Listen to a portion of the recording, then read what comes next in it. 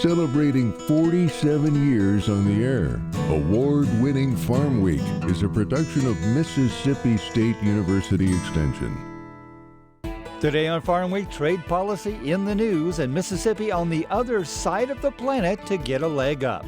Plus, we all know interest rates are higher, but some farmers are catching a break. In southern gardening, one type of plant is known as a perennial, but Eddie says it doesn't have to be. And in our feature, we meet a farmer who proves you really can teach an old dog new tricks. Farm Week starts right now.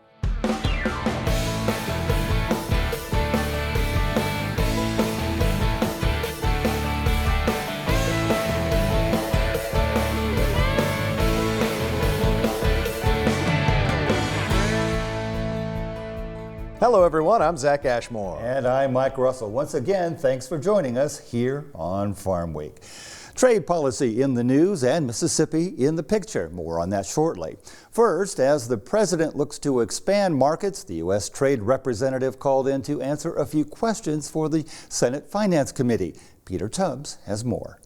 In the last fiscal year, ag exports declined by more than $17 billion. And are forecasted to continue to drop to a record low in the coming year. We have run deficits before in the past, in the recent past. It happens from time to time. Part of the factor is a strong U.S. dollar, but also really, really strong consumer demand here in the United States. Are there any free trade agreements that are currently being negotiated? So the short answer, to be responsive to you, is no, we're not doing the big comprehensive agreements that are really great for ag and terrible for our industries, but we are nevertheless securing wins, $21 billion right. No, I get that. Over the last 3 years. The challenge of that is when it's not an FTA, there's no certainty on it. And that executive agreements come and go with administrations. An FTA has some semblance of certainty on it. Are there other new markets on the ag side that are pending? Yes, so there's the work that we've done with India across 12 tariff areas where we've opened up opportunities for tree nuts, cranberries. This is a little bit of a test for me. I think it was blueberries, turkey, duck. We'd also worked on pork earlier. The hearing tense at times. Free trade agreements were discussed in detail, especially difficult negotiations with the UK. On the other hand, you heard the ambassador mention trade policy with India. As we record this program, Mississippi's Ag Commissioner Andy Gibson is in New Delhi, India, joining the largest trade mission led by the USDA. In a statement, he said in part, quote, "We are seeing great interest here in India for several Mississippi products, including pecans, blueberries, soybeans, and soybean products. Cotton remains our major export, and we are continuing discussions in lowering trade barriers for our other products, including poultry." This is the Commissioner's second trip to India. The delegation includes 47 U.S. businesses and organizations, plus 11 state departments of agriculture. Gibson is on the executive board of the Southern U.S. Trade Association. While in India, he and his fellow delegation members are in targeted business-to-business meetings to build new trade relationships, strengthen existing partnerships, observe U.S. products in the marketplace, and discover the latest Indian consumer food trends. In other news, here in Mississippi, planting underway, which means irrigation systems about to become essential, especially with drought conditions affecting all 82 counties. This month's Crop Situation podcast deals with that critical element of Mississippi agriculture. Here's David Spencer and Drew Golson with more. First, recognize how different pivot systems are than furrow irrigation. They put out a totally different amount of water, much less capacity than furrow irrigation systems. Whereas a furrow irrigation system might be able to pump 1,500, 2,000 gallons per minute. Maybe a quarter-mile pivot can only pump 600 gallons per minute. You've got to take those types of things into consideration when you plan how to apply water to that field and what crops to put on that, things like that. In addition, the lower volume of water that you can apply with a pivot means that there's a lot less margin for error. If something breaks or if you get behind, it's very hard to catch up. So maintenance becomes very important with a pivot irrigation system. You want to do everything you can, particularly this time of the year, to address all of those maintenance issues and make sure that you're minimizing the chances for a breakdown in season. Before we think about irrigation, what does the system look like? So, I mean, number one, utilize your county extension office to help with what we're about to talk about, but setting up your system.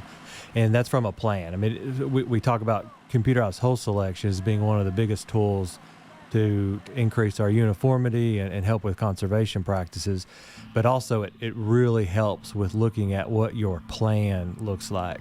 And so how many sets do you need? What's your rate? And how long is that set going to be irrigated? Do you need to split it out into multiple sets to be more efficient? Looking at that flow rate per furrow.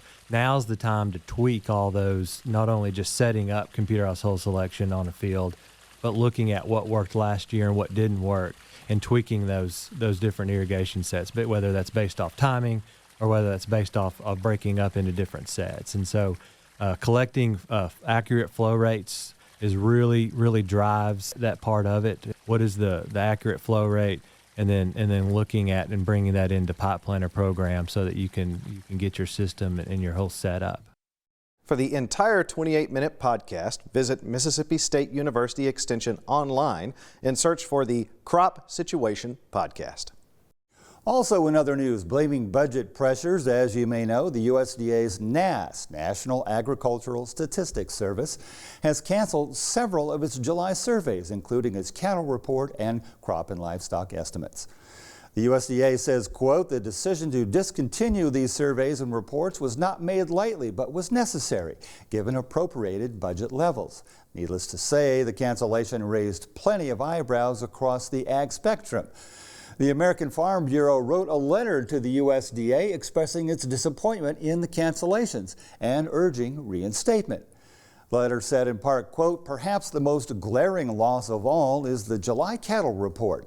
While USDA has prioritized efforts to improve transparency in cattle markets, just one day after USDA participated in an enforcers summit to proclaim its dedication to market fairness and transparency, NASS canceled one of the very tentpoles of cattle market transparency. This decision runs counter to previous commitments to improve fair, competitive, and transparent markets. We spoke to Mississippi State ag economist Josh Maples, who said the cancellations came at the worst possible time. Not getting that mid-year update is really important this year. You know, I would argue that, you know, if you were going to cancel it any year out of the past 8 to 10 years, this is the worst year to cancel it because this is the year when it really could tell us some important information about, number of calves on the ground, that beef cow, or that heifer retention number. All that data is really important right now, and markets are looking for that data right now as information to try to figure out where are we in this shift from contraction to expansion. A number of ag groups expressed concern about the cancellations, and by the way, we'll hear more from Josh Maples in Zach's Market Report coming up. On the lighter side, you may have a little more flexibility with spring landscaping than you thought. Eddie Smith says perennials, which can last more than one growing season, can actually double for annuals. Here's Eddie with a couple of colorful examples.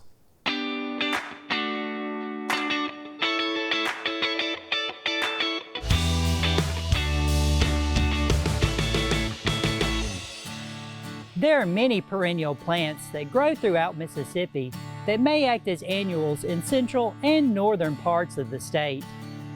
Today's Southern Gardening is at Rivers Greenhouse and Garden Center. Let's take a look at a couple of these gorgeous plants. Cassandra orange marmalade is sometimes called firecracker flower and absolutely thrives in our summer heat and humidity, but does not tolerate our cold winters. This easy-to-grow plant is a real attention grabber. The plant produces large clusters of frilly, bright orange flowers that are long-lasting. The foliage is bright green and really glossy. Because it's not cold hardy in Mississippi, Cassandra orange marmalade can be planted in the ground as an annual or grown in a container and brought inside to enjoy as a pretty houseplant during the winter. Golden yellow shrimp plant is another perennial plant that should be treated as an annual in most of Mississippi unless grown in a container and brought inside during the winter. It has yellow bracts followed by narrow tubular white flowers that are between 1 and 2 inches long. It's for the yellow bracts that we grow this plant, but the white flowers provide an additional surprise. Butterflies and hummingbirds find them irresistible. Consider trying any of these stunning plants in the landscape this year. I'm Eddie Smith, and I will see you next time on Southern Gardening. We'll take a break right here, but don't go away. Coming up on our Farm Week feature, no-till just keeps on moving down the road.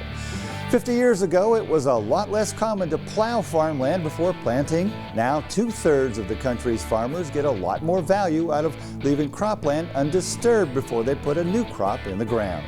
We'll head to Northwest Missouri and meet a farmer who's proved you really can teach an old dog new tricks. The thrill, chill, and goodwill of no-till. That's coming up on Farm Week. Don't go away.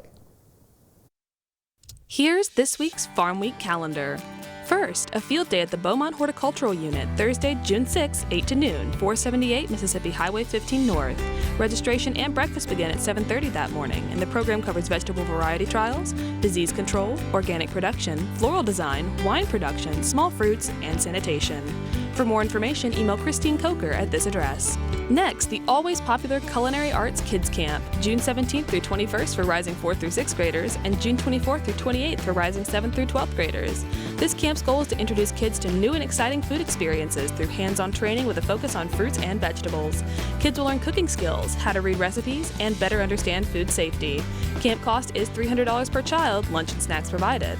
Registration through 4-H is required, limited spots available. To register, follow the link below, or for more information, contact Dr. Courtney Chris at this address or call 662-325-0852. And that's the Farm Week calendar for this week.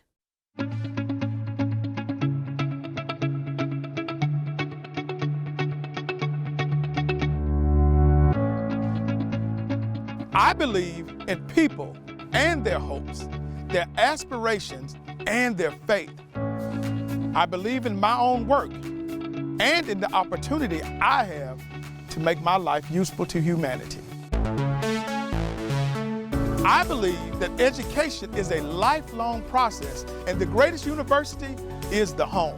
That my success as a teacher is proportional to those qualities of mind and spirit that give me welcome entrance to the homes of the families that I serve.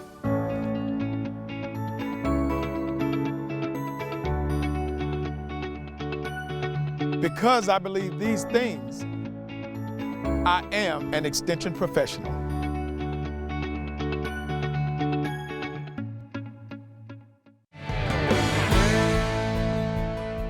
Time for the market report. A bit of rebound last week. That's right, Mike. Both row crops and livestock leaning up, and we'll get into it. But first, the numbers. What were last week's biggest gains and losses? And then our row report. What's causing prices to move? And finally, MSU livestock economist Josh Maples talks to us about the latest cattle on feed report.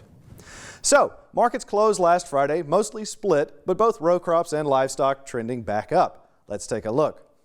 Last week's biggest gain, lean hogs up a little over 2 3/4 cents, about a 2 3/4% rise from the previous week. Last week's biggest loss, lumber, down $34, a little over a 6 1/4% decrease from the previous week. In our row report, we look into what's causing recent price fluctuations. Analyst Chris Robinson says markets looking for something to hold on to because currently all signs point to more bearish markets. These markets need a story because we're in a situation where there is whether or not you believe it or not, or whether or not you agree with it or not, the market's telling you that everything's oversupplied. And price is what matters. And when you look at the price decline that we've had in the grains in the last 2 years, that's been the number one issue. Also, the demand has pulled back. There were some stories out today where China's actually importing less than they have in the last 4 years in some certain categories. So we had a demand-driven market, we had an inflation-driven market. Those two kind of dual flames have gone away. On the horizon, fundamentally, we're coming off of pretty tepid exports, not terrible, but tepid. We're kind of on pace. I think if that market was to wake up, it's always darkest before the dawn. That would be something that I think would catch people's attention. What's hurting that is the rise in the U.S. dollar. The dollar's just bumped up. It had been drifting lower. It bumped up with the concerns about inflation. So that's something that's we're going to have to overcome. But yeah, if there's a demand story out there, that will probably raise its head sometime in the next 2 to 3 months. Cattle prices recently on the decline, only to rise last week. Several reasons for that, including the recent Cattle on Feed report, along with other stories we've covered here. I spoke with MSU livestock economist Josh Maples to get his thoughts on what's currently moving the cattle markets. Part of it was the HPAI discussion, when the case was found of HPAI in dairy cattle. I do think that bled over into beef cattle markets a little bit as well, at least the concern for prices. It was kind of hard to disentangle though, because we had some other, we had the planting report that came out showing, that led to some stronger corn prices, and stronger corn prices typically push down cattle prices. We just had a couple of different kind of bad news things there for cattle markets that kind of all hit at the same time. That put some pressure on futures prices. Now, if you look at actual auction prices, so sale barn prices, it didn't change as much, so it's not like we saw this big rundown in what producers were actually receiving for their feeder cattle or anything like that. But we did see some overall pressure there. The good news from the cattle market side is it does seem to have rebounded. After we saw the cattle on feed report that came out last week, I thought that report was really interesting. I mean, the big number that got the most attention was the lower placements number. Placements down over 12% compared to where they were the same month a year ago. So we expected a decrease in placements, but this was even bigger than analysts expected pre-report. Also tied up in there were a couple other pieces. The number of marketings was a big story. So placements were down, but marketings are also down. And so not selling as many cattle out of feedlots to turn into beef right now. We saw that number drop around 15%. Cattle are staying in feedlots longer, so we've got fewer cattle there, but they're staying longer. And so if you look at placements over the past 6 months, placements over the last 6 months period have been down about 2%. So there's been fewer cattle going into feedlots over the past half year, but a lot of them are staying longer. They're getting heavier, and so we've seen dress weights go up quite a bit, and we've seen cattle just hanging around a little bit longer. How long that lasts is going to be interesting. It's almost like you're kind of building this inventory a little bit, but eventually, those cattle have to roll, and so it's really interesting where the feedlot dynamics are right now. One other point that really stood out to me, and this kind of ties back to the cow-calf side, is this report comes with the quarterly feed or steers versus heifers on feed numbers. And so I've been tracking this number because we've had a really high percentage of heifers in the feedlot mix. Just under 40% of the feedlot cattle were heifers. We saw that number tick down a little bit. It's down to about 38.5%, which is still, pretty high compared to the 10-year average. But it is down a little bit from that January number, which could tell us a little bit that maybe producers are finally holding back a few more heifers and not selling as many heifers as feeder cattle. That's going to be one of the first things to look for in terms of herd expansion. So that was an interesting tidbit that came out of this report as well. And that's it for a deeper look into the markets. Row crops looking to find their way in a challenging environment, while cattle slowly moving towards a recovering herd. Mike? Thanks, Zach. No-till farming, which some call zero tillage or direct drilling, is an ag technique for growing crops without tilling the soil ahead of time.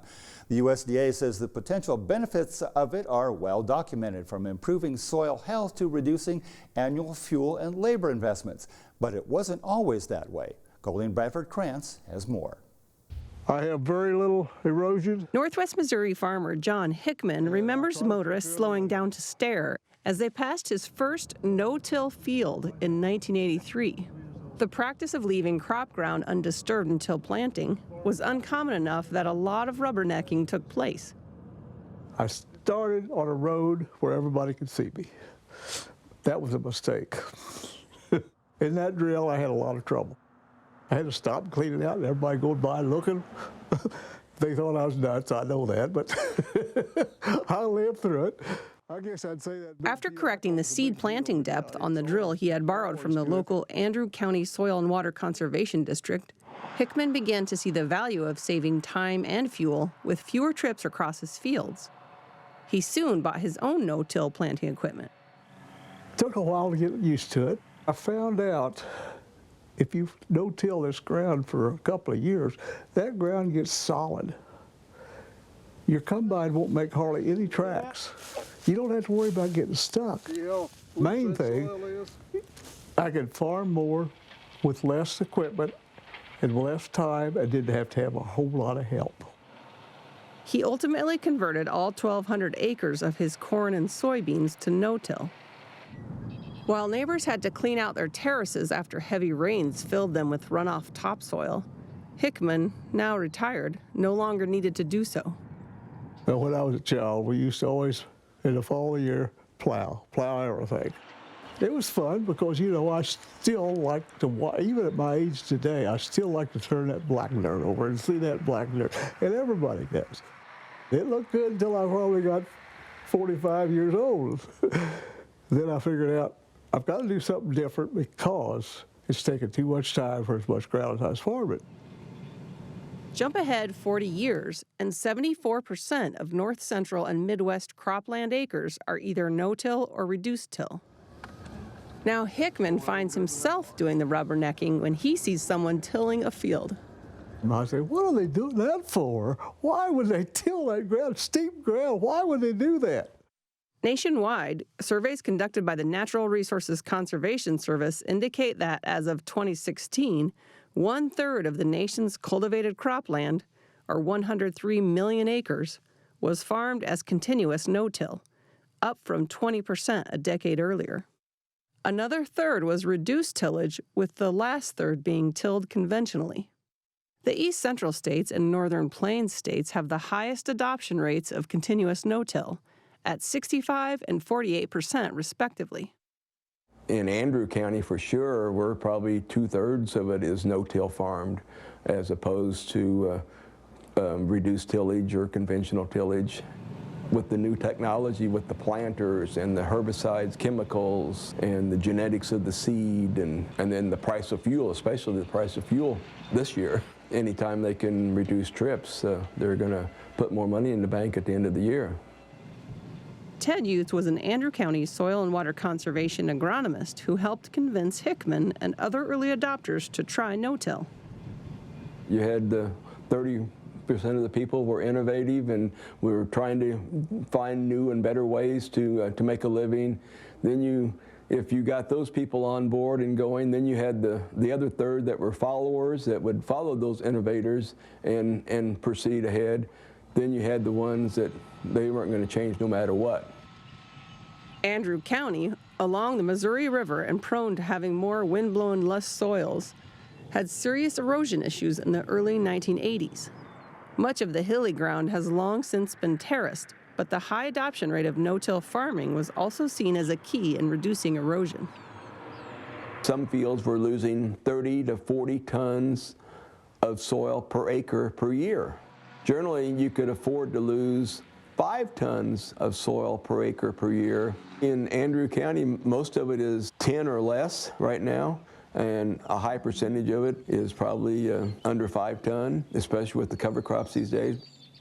As of 2016, cover crops were used on just 6% of cultivated acres nationwide.